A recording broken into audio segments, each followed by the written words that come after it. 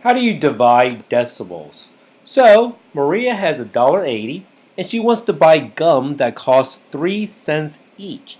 How many pieces of gum can she buy? So we know that each gum costs 3 cents. So it's saying how many groups of 3 cents go into $1.80?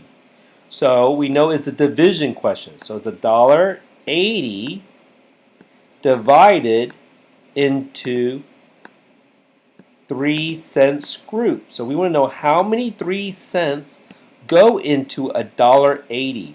So just like when we learn how when you're given a division problem such as this, you can rewrite it as a fractional. 5 divided by 2 can be represented as 5 divided by 2. So we're going to do the same thing as this. It's $1.80 divided by 300. So $1.80 divided by 300. When we divide decimals, we prefer to work more with whole numbers. Do you see this divisor right here? 300. I want to turn it into a whole number of 3. So in elementary school, you learn something about the powers of 10. What can I multiply 300s by to become 3 whole? I'm going to multiply it by a power of 100. So if you multiply 300s by 100, you just get 3. So I need to multiply the numerator by 100. If I multiply 1 and 80 hundredths by 100, I get 180. Now, do you recognize this as just a simple problem? 180 divided by 3. Now I can divide this. 180 divided by 3. How many groups of 3 go to 1? 0 times. Bring down the 8. How many groups of 3 go in 18? 6 groups. And I get 0. I bring down the 0. How many groups of 3 go to 0? 0 times. So the answer is 60. There are 60 groups of 3 cents. 60 times 300 will equal 180 hundredths.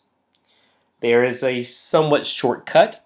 So again, if I rewrote this division problem as a fraction problem like $1.80 divided by 300, I could, to turn it to a whole number, I moved the decimal 2 over. I moved this decimal 2 over, and that's where I got this one. So, for example, Susie has 2 7/10 meters of ribbon.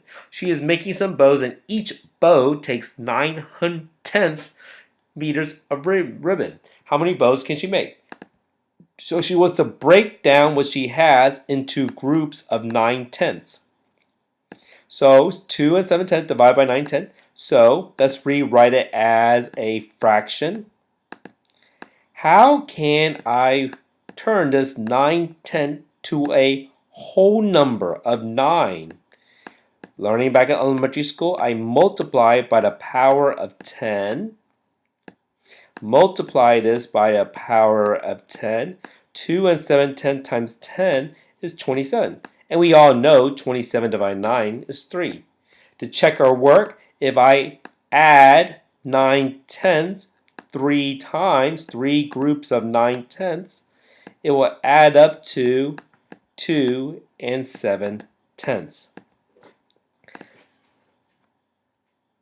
And so that is how you divide decimal. So you decide, you read a problem, decide if it's a division problem. If so, set up as a fraction and turn the divisor into a whole number.